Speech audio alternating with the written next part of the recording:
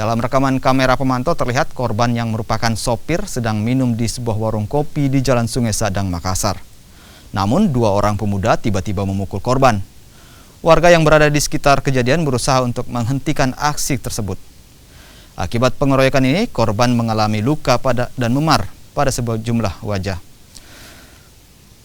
Berdasarkan hasil rekaman kamera pemantau, polisi berhasil menangkap 1 pelaku, sementara 1 pelaku lainnya masih dalam pengejaran.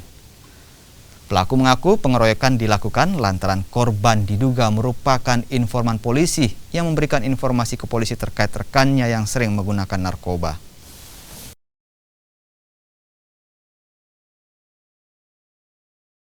Sekitar jam 15.30 kita bertempat di salah satu warkop yang berada di Jalan Sungai Sadang Baru. Seperti apa kurang lebih kejadian?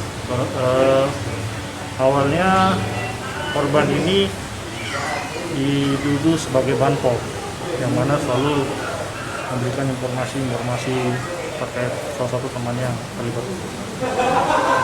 Terus dari situ karena yang tersangka ini tidak menerima dengan temannya dituduh seperti itu. ada berapa